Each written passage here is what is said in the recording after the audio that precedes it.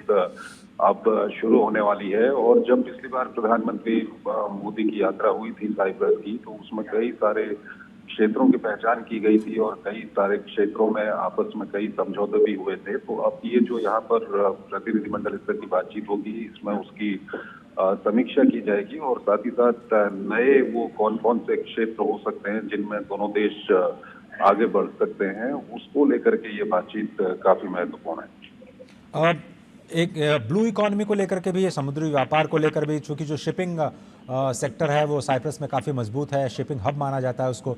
तो ऐसे में मैरीटाइम सिक्योरिटी कितना इंपॉर्टेंट है, खासतौर पर जो अभी भू राजनीतिक परिस्थितियां चंद्रशेखर, उसके मद्देनज़र कैसे साइप्रस के साथ ये जो सहयोग है मैरीटाइम सिक्योरिटी को और मजबूत करेगा? बिल्कुल, अभी की जो स्थिति है दुनिया की, उसको हम देखें तो उसको देखते हुए भी ये काफी महत्वपूर्ण ये मुलाकात हो जाती है, क्योंकि साइप्रस जो है अपने आप में एक आइलैंड कंट्री है, समुद्र के बीच में है और भारत की भी लंबी एक कोस्ट लाइन है समुद्र की। और दोनों देशों के जो समुद्र को लेकर के दोनों देशों की जो सोच है वो समान है, चाहे हम नौवहन की स्वतंत्रता की बात करें या समुद्र में किस तरह से जो अंतर्राष्ट्रीय कानून लागू होने चाहिए, उन सब को लेकर के दोनों देशों की काफी समान सोच है। और साथ ही साथ मैरीटाइम सिक्योरिटी की बात करें या वो उसके अलावा मैरीन टेक्नोलॉजी की बात करें, तो काफी अहमियत दोनों देश यहाँ पर रखते हैं और एक दूसरे के लिए काफी महत्वपूर्ण साबित हो सकते हैं। और इसी को देखते हुए पिछली बार जब प्रधानमंत्री की यात्रा हुई थी साइप्रस की, तो वहां पर इस क्षेत्र में काफी कुछ बातचीत हुई थी और आज भी ये माना जा सकता है कि इस क्षेत्र को लेकर के काफी महत्वपूर्ण बातचीत यहाँ पर होगी। चंद्रशेखर, चूंकि आप जो एक वर्ष पूर्व प्रधानमंत्री साइप्रस की यात्रा पे थे, तो आप भी उस यात्रा का हिस्सा थे। ऐसे में समझना चाहेंगे कि एक साल पहले वो कौन से आधार बने, वो कौन सा बेसिस बना जिसको और ज़्यादा मजबूती प्रदान करने के लिए एक वर्ष के भीतर ही ये द्विपक्षीय वार्ता होने जा रही है? वो कौन कौन से क्षेत्र हैं जहाँ पर और मजबूती हो सकती है?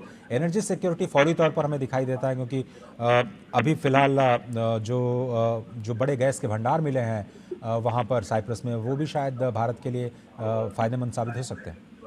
बिल्कुल अजय, काफी महत्वपूर्ण हो सकते हैं और खासकर इस वक्त तो हम ऊर्जा सुरक्षा की अगर बात करें तो वो एक काफी चिंता का विषय है। और ऐसे में भारत भी लगातार जो ऊर्जा के स्रोत है अपने, उसके विकल्प तलाश रहा है। ऐसे में साइप्रस काफी महत्वपूर्ण हो सकता है भारत के लिए। और साथ ही साथ अगर हम रणनीतिक रूप से और व्यापार के रूप से देखें तो दोनों देशों के संबंधों में आगे के लिए काफी कुछ स्कोप है। और अगर हम रणनीतिक रूप से देखें तो आप देखिए कि चाहे हम समुद्र में नौवहन की स्वतंत्रता की बात करें या उसके अलावा एनएसजी का मेंबर भारत बनना चाहता है और साथ ही साथ सिक्योरिटी काउंसिल में परमानेंट सीट की बात करें, तो ये सब ऐसे मामले हैं जिसमें साइप्रस और भारत की सोच एक समान है। और ये कहीं न कहीं बहुत मददगार साबित होगी दोनों देशों के संबंधों को और मजबूत करने में आगे के लिए। और साथ ही साथ अगर हम आतंकवाद की बात करें तो आतंकवाद को लेकर भी